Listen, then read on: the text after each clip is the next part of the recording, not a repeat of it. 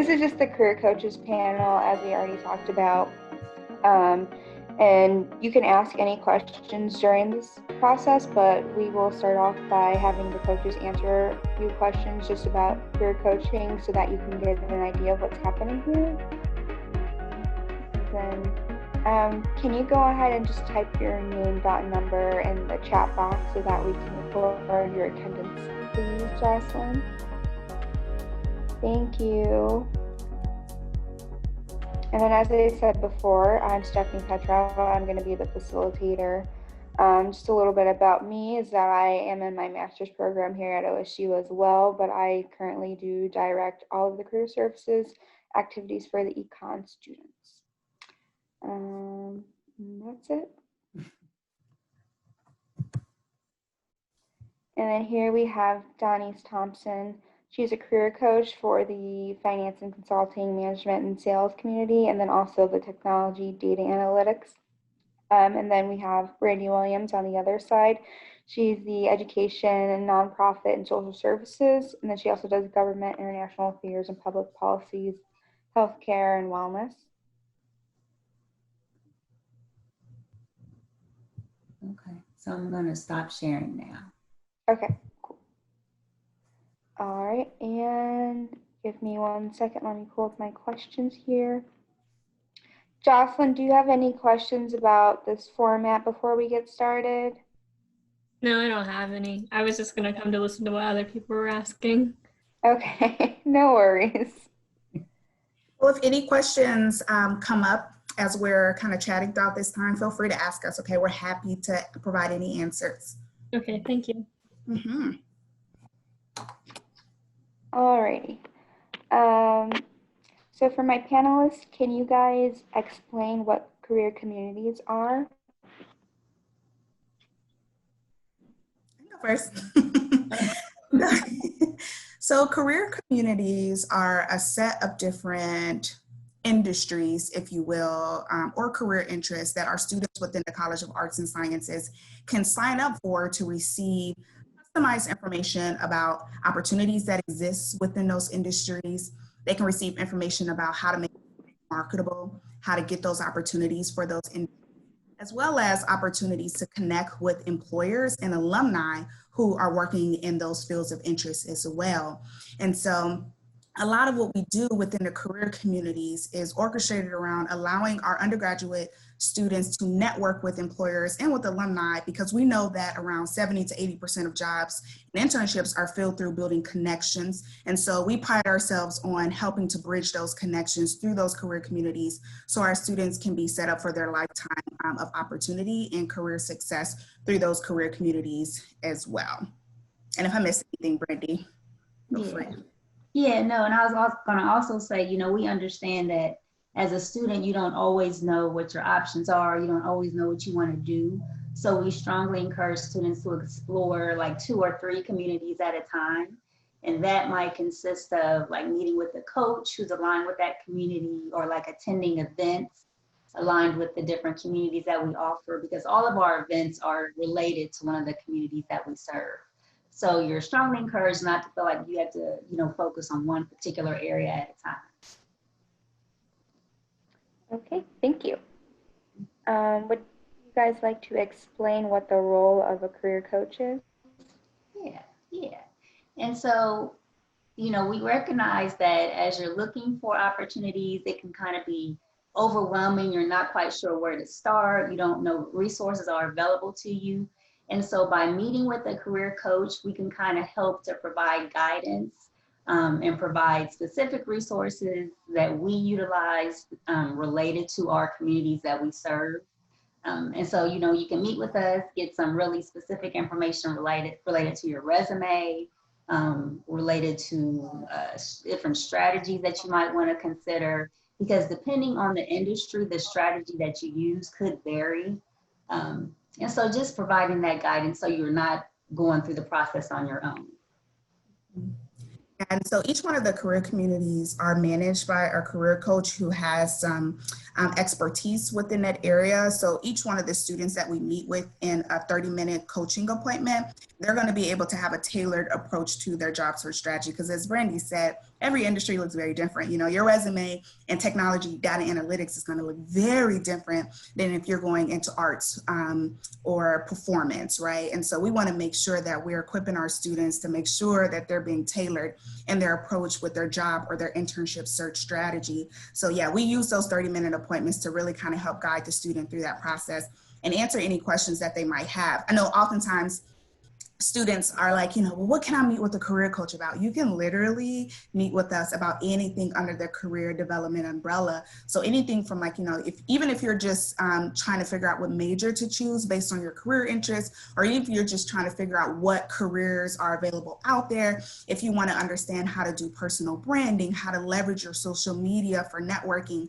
we can talk to you about that. Even up to our graduating seniors who are starting to receive job offers, who need to understand salary negotiation, they can meet with us and talk about that. So if you have a question that is in alignment with your career development, we always encourage you and empower you to book that coaching appointment because we can help provide some strategies.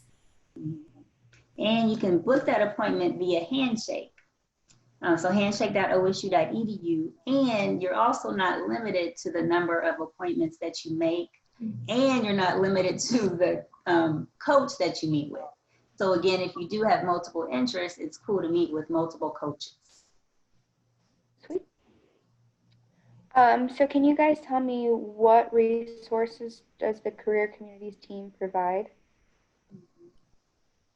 A lot. Yeah, I know. It's like, where do you start?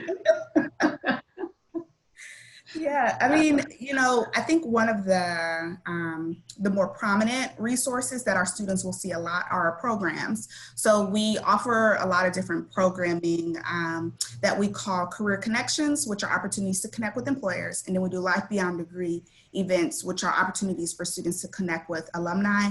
We also do other programming throughout the year where we're doing speaker series. We're bringing in professionals to talk with students about a particular topic. We also have coffee chats through our office, which is a similar format where students get to pick the brain of a professional who's in an industry that you're really interested in. So I think programming is one of the areas that we're really proud of. It's a strong area where we're able to really connect students to employers and alumni, and even through our career fairs as well.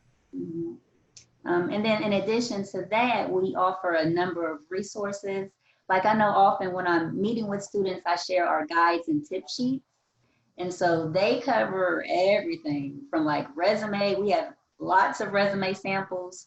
So be it you're looking for something in the government, something related to actuarial science, the arts, whatever you need, there's going to be a resume that's aligned with your interests. And you can kind of pick and choose sections from each of those. Also, if you are trying to like prepare for an interview, networking, communicating with employers as a whole, we have all of those resources on our website. And then in addition to that, we have what's called favorite links. And so if you are looking for other avenues aside from Handshake to find internships and jobs, you can view the favorite links, and it has lots of different internship links, job search, and short-term opportunities as well.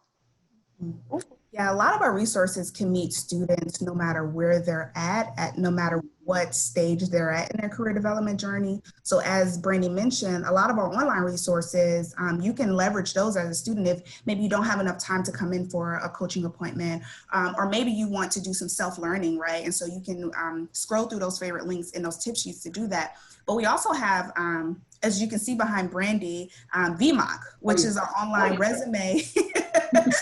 VMOC, which is our really cool new program that we just launched this past spring, where you can go online and get some tailored feedback about your resume. We also have a quick chat service. So our coaches are online during specific times. You can find those times on our website where we're ready and available to answer any quick questions that you might have. So maybe you know you're editing your resume because you have a deadline for an application, and maybe you have a quick question about something related to your resume or the job application. You can send a quick message to your career coach and get some answers right there in real time from an actual career coach. So as you can see, you know, we have those coaching appointments available. We have programming, but we also have other resources virtually that can assist our students as well.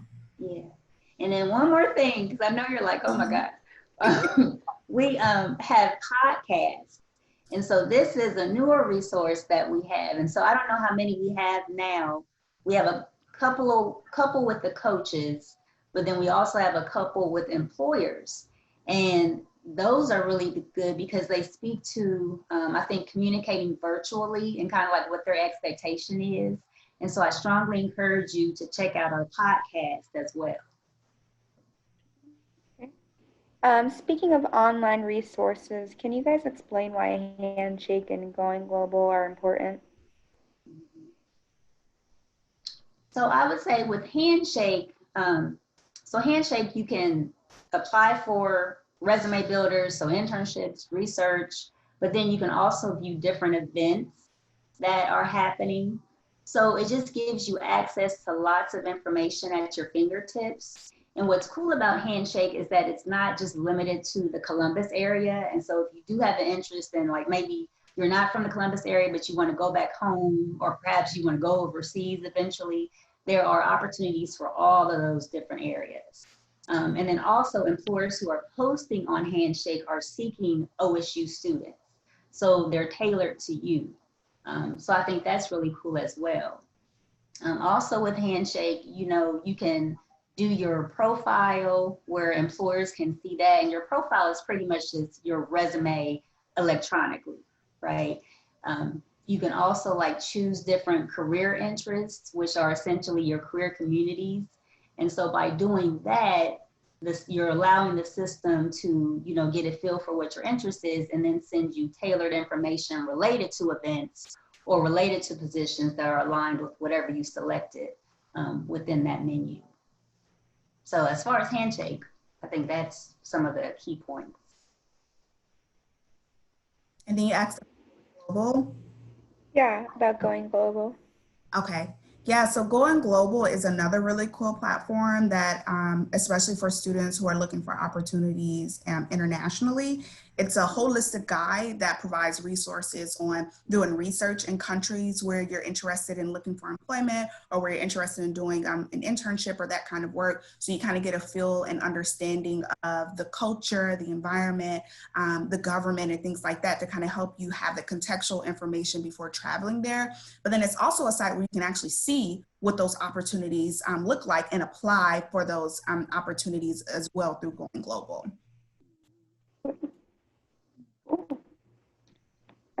And then what are your 2 top suggested resources per career community?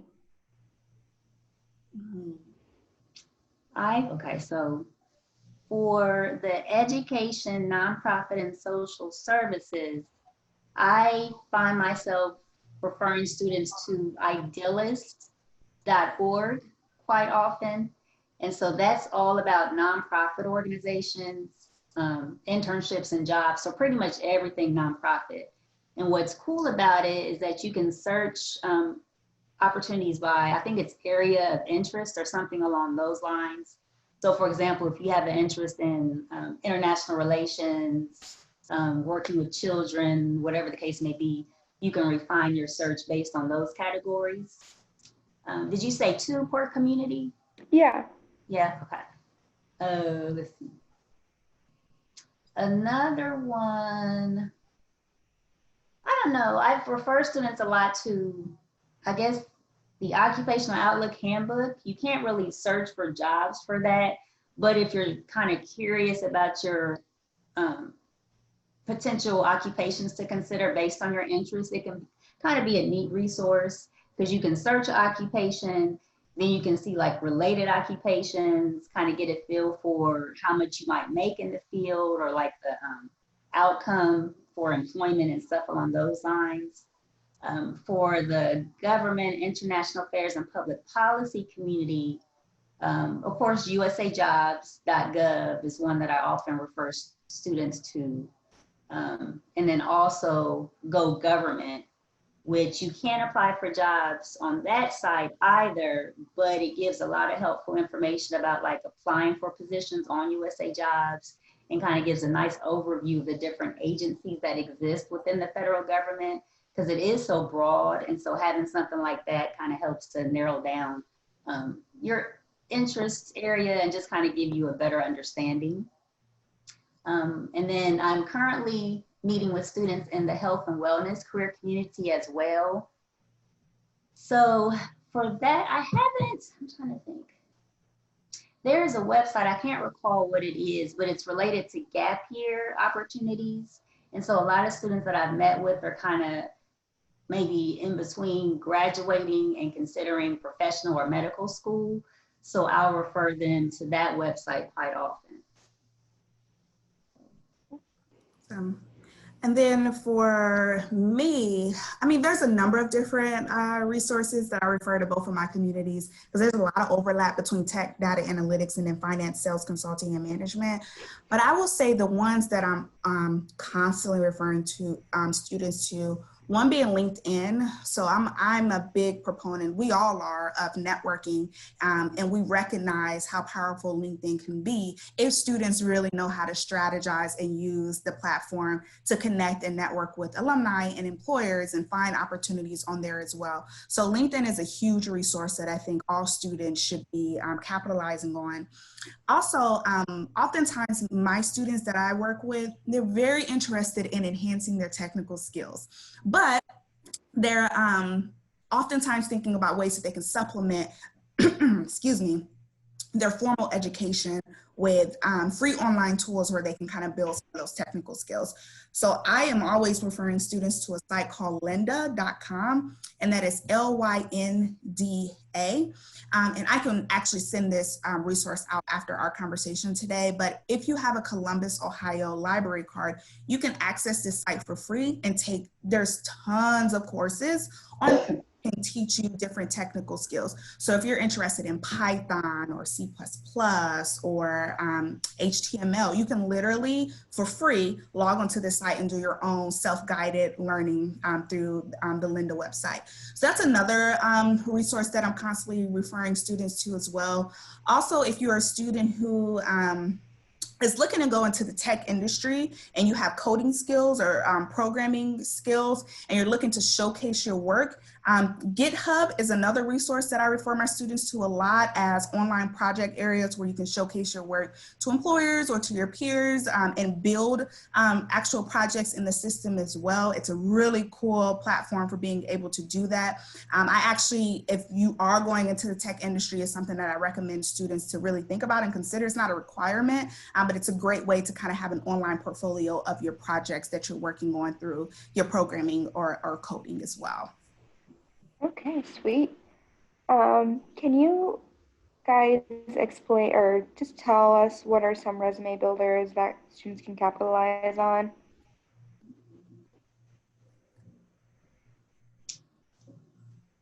I think Go ahead, I'm sorry. I was going to say the most obvious one is an internship, right? So students don't know, a lot of students don't know this, but you can, if it works in your schedule, you can do an internship in the fall or the spring semester as well as over the summer as well. So there are different opportunities that might be available for you all throughout the year, depending on what your schedule looks like. So internships is like the most prominent way. It's actually one of the most, the experiential learning opportunity that employers value the most when they see internships on a student's resume. So we often will work with students to help them find those internship opportunities. And we do have several different career fairs throughout both the fall and spring semester where students can get an opportunity to apply and learn about those opportunities as well. Internships are all not always realistic for every single student to acquire. So that doesn't mean that if you don't get an internship that you won't be marketable, because there are other resume builders that you can do that we highly encourage you to do and that employers also value as well. So things like as, working with a faculty member to conduct research. Really cool resume builder because you're gaining so many different soft skills and technical skills by conducting research. You can also get involved in a student organization. That is one of the best opportunities for you as a college student to gain leadership, collaboration, teamwork, communication skills, right? Because in that student organization, especially if you're being a part of a committee or maybe you're taking on a positional leadership role within that student organization, you will have opportunities to plan, execute, facilitate programs, facilitate meetings, come up with ideas. So you get to do ideation with your peers and come up with solutions to whatever the mission or the core purpose of that student organization is. So I'm always a big fan of students being a part of student organizations and maybe testing them out, maybe like in your first couple of years, and then thinking about as you progress through your time at Ohio State to maybe start getting into and applying for some of those positional leadership positions within those student organizations as well. I was going to also say, again, depending on your focus area, like your career interests, job shadowing can also be beneficial. And I'm thinking more so like with the students in the health and wellness, if you're able to shadow, you know, when things are a little bit different, when you're able to shadow like a doctor or something along those lines. Because particularly when you're going to medical or professional school, they want to see how many hours you've had job shadowing, or be it like occupational therapist or something along those lines. So that too can be good resume builders depending on your long-term goal career-wise. Great. What's the best way to contact employers virtually, reaching out to them, and how is it okay to still cold call and use LinkedIn? Let's see. Well, we talked about LinkedIn. So LinkedIn is always a great tool to utilize. And often, you know, because it can be kind of scary and uncomfortable reaching out to somebody. So it's okay if you want to start with your own personal network and seeing like if there are folks who are in fields related to your interest, or even if they're not, because you never know who they might know. But I would say it's okay to reach out to them virtually. I know on LinkedIn, like from OSU's page, you can actually search for alumni. And so that too might feel like a safer way to begin contacting professionals, because 9 times out of 10, the alumni, you know, may want to pay it forward. And so they may be more willing to, you know, respond to your connection. The one thing you want to make sure that you're not using the default message though when you reach out, and instead tailor your message to that particular alum or professional. So it's clear that you're not just fishing around and trying to connect with anybody just for the sake of connecting. And then also, you know, Denise mentioned that we have lots of different events going on. We have several, well, now they're all virtual. But, you know, as you're interacting with those professionals, you can even try to connect with them after the event. And again, just reminding them of where you first had that interaction. So then they're going to be more inclined to connect with you. Those are just a couple. Yeah, I just want to emphasize what you said about LinkedIn as well, because one of the bigger myths in the career world that a lot of college students have is that they think that sometimes they think that if they're reaching out to individuals on LinkedIn that they're somehow bothering them, and that maybe it won't be perceived well if they're reaching out to folks that they do not know on LinkedIn. So I'm here to dispel that myth, because LinkedIn is designed for you to be able to connect with professionals that you otherwise wouldn't have the opportunity to have access to them. And so cold calling and cold emailing and, you know, cold messaging individuals on LinkedIn is highly encouraged, because it gives you an opportunity to conduct informational interviews. It gives you an opportunity to maybe pick the brain of an alumni who can give you maybe some insider information about that company and, you know, the things that they're looking for on a resume or in an interview, or maybe they can connect you to someone who is doing the hiring within that particular department. So don't feel that reaching out to individuals on LinkedIn is bothersome. People are always really excited to talk about their career and to talk about their organization and their company. And so it's all about the strategy that you implement when you're reaching out to individuals. Now, what becomes bothersome is if you go into it without a strategy, or if you're reaching out to individuals with the expectation that they're just going to immediately give you a job or an internship. So what I encourage students to do, if you're feeling a little bit intimidated about the online networking space, meet with your career coach, because we can kind of guide you through some steps and help you kind of create, you know, maybe a template for yourself that you can use when you're reaching out to individuals, give you some step-by-step instructions on the types of research that you should be conducting before you reach out to individuals, things of that nature that can kind of give you a higher sense of confidence as you're going into that online networking space. Sweet. So can you guys explain why it is so important to network online? Well, especially now, given that we are in a pretty much 100% virtual environment in terms of campus recruiting, I think it's more important now than ever to build up an online networking strategy and be comfortable and confident in that space, because majority of our employer recruiting will be virtual going into this upcoming academic year. Also, it just gives you marketability. It gives you a chance to promote yourself. It gives you an opportunity to get in front of and be proactive with your job and internship search, because students who are more proactive and who take more autonomy over their job and internship search, they're going to have a lot of success with that. And online right now, virtually, is going to be the method in which you're going to get that success. Ditto. Okay. Can you guys explain how to craft an elevator pitch? So Good old we have a lovely, what'd you say? That good old elevator pitch. I know. So we have a lovely tip sheet that you can utilize. So we can share that after we're all done here. But pretty much with your elevator pitch, it's like a maybe 4-step process. So you want to make sure, like Denise mentioned earlier when you're networking, that you have a strategy and a purpose. And so like, what is your purpose for actually trying to communicate with the individual? Because an elevator pitch is pretty much just your introduction. So who you are, a little bit about, what your major is, a little bit about your experience. And so have you had any internships? Are you involved on campus? Have you done research? Whatever it is, make sure that you're highlighting that in the introduction. Then having an ask, like what is your purpose for approaching the person?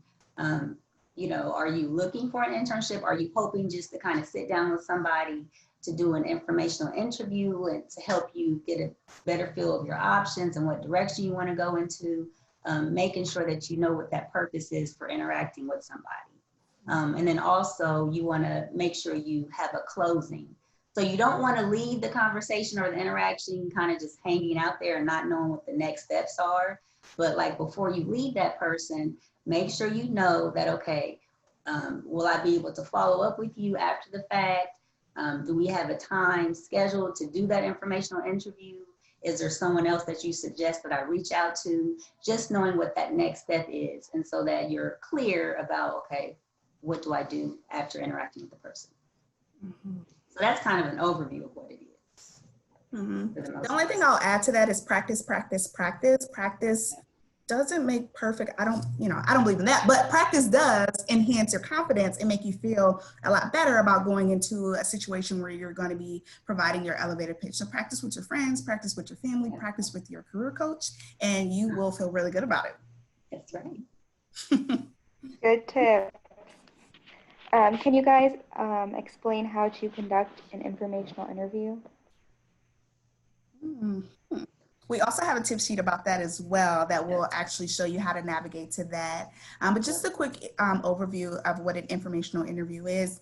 It's an opportunity for you as someone who is going through the process of career exploration to sit down and chat with someone who maybe you admire, maybe someone who's in a position that you aspire to be in, or maybe you're just going through the career exploration process and you have no idea what type of job you want to do. This gives you an opportunity to interview people in their respective careers and kind of pick their brain about what they like, what they dislike about their career. They can give you tips and strategies on what you should be doing now to help prepare yourself for that particular career that you're interested in.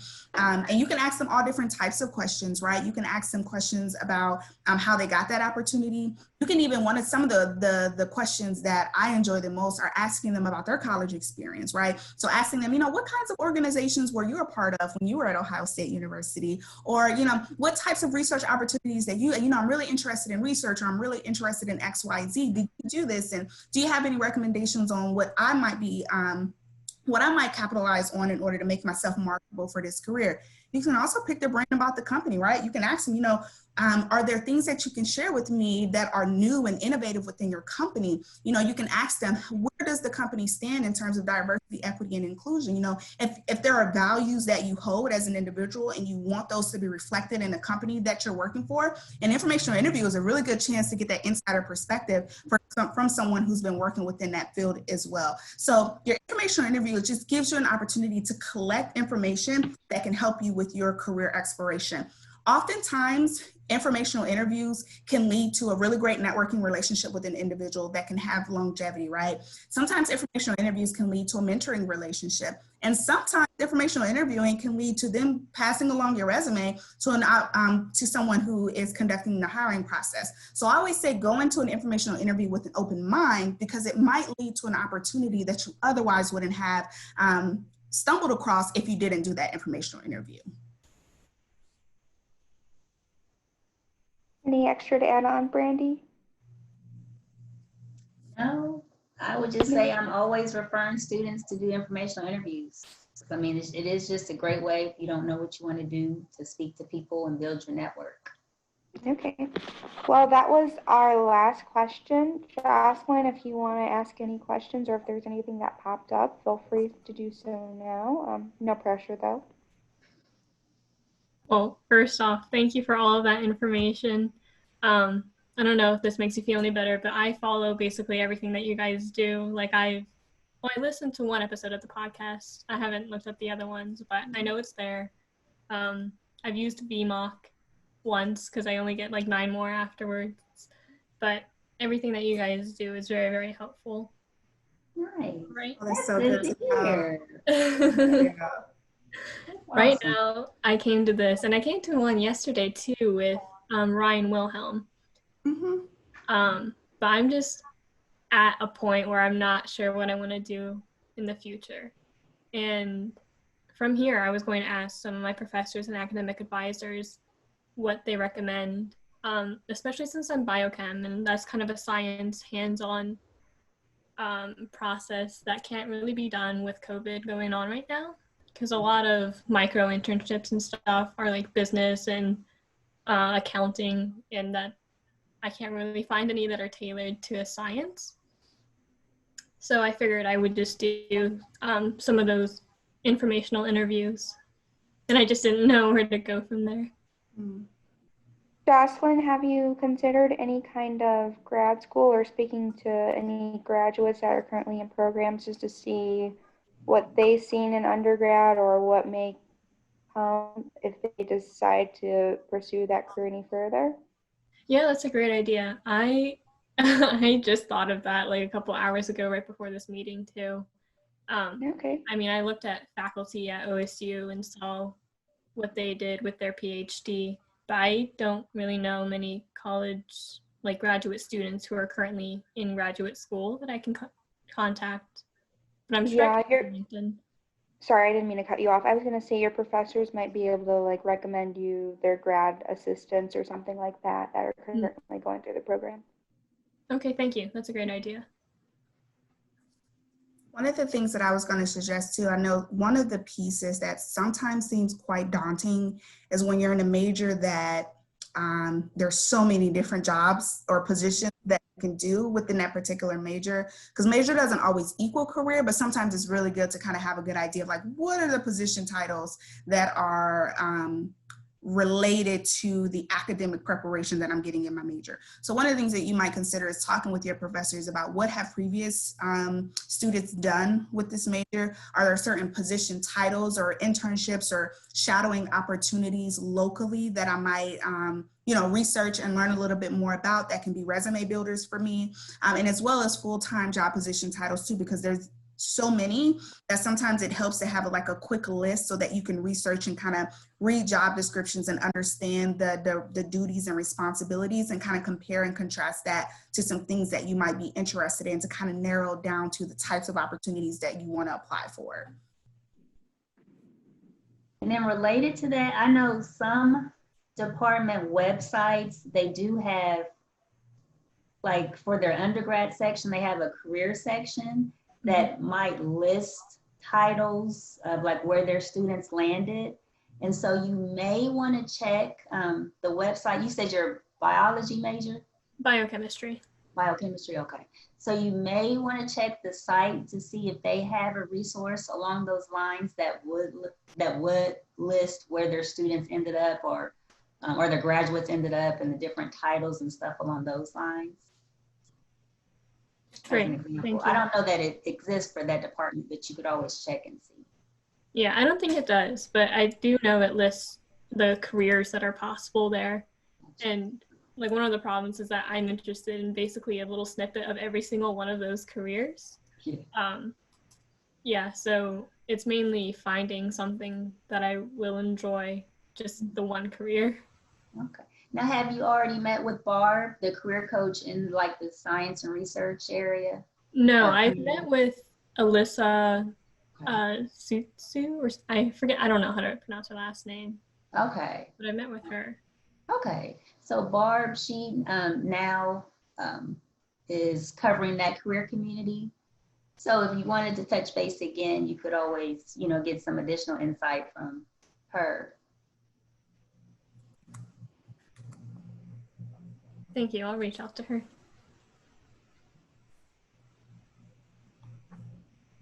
Any other questions or concerns, Jocelyn?